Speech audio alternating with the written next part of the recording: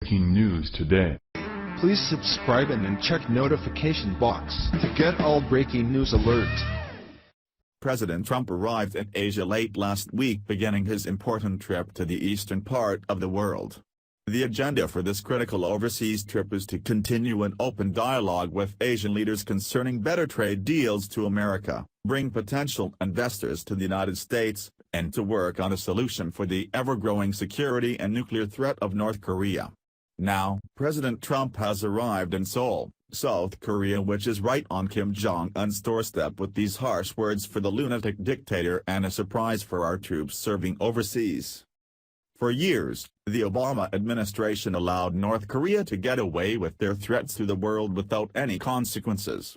So, because of those actions, the crazed dictator has been able to acquire nuclear weapons and become a threat to the global community. When President Trump took office earlier this year, he promised that he would put America first and protect the country from these potential threats. As Kim Jong-un has pushed to start World War III, Trump has pushed back but remains optimistic that a resolution can happen.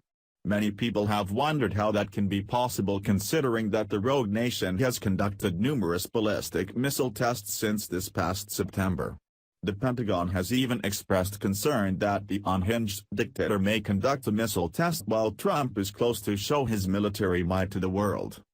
However, despite the concerns expressed by the Pentagon, Trump remains confident that the issues can be resolved. Here is more from Bloomberg. President Donald Trump arrived in South Korea on Tuesday for a two-day visit, bringing him near North Korean leader Kim Jong-un on a stop that will also feature talks on a trade deal he says hurts U.S. workers. The second leg of his five-nation Asia trip includes a meeting with U.S. troops, a joint press briefing with President Moon Jae-in, and an address to South Korea's parliament. In contrast to Trump's warm relationship with Japanese Prime Minister Shinzo Abe, his dealings with Moon got off to a rocky start due to differences over trade and dialogue with North Korea. Getting ready to leave for South Korea and meetings with President Moon, a fine gentleman, Trump tweeted on Tuesday morning. We will figure it all out. Trump and Moon are likely to show a united front against Kim, even while underlying tensions remain. South Korea hosts more than 28,000 U.S. troops and relies on the alliance to deter a North Korean attack. Pyongyang's accelerated missile and nuclear weapons program, and a war of words between Trump and Kim, have ratcheted up tensions in North Asia to the highest level in decades. Nowhere is that tension felt more acutely than in Seoul, with the metropolitan area of more than 25 million people and a location in striking range of the regime. The president will be the guest of honor at a lavish state dinner with Moon later Tuesday. First Lady Melania Trump, Secretary of State Rex Tillerson and Jared Kushner will attend, as well as South Korea's foreign, finance and defense ministers. Other guests include SK Group Chairman Chi Tae-won and Hyundai Motor Company Vice Chairman Chung Woo-sun. Not only is President Trump working on potential trade deals that can benefit America, but he is also doing what he can to quell the ever-growing tensions with North Korea.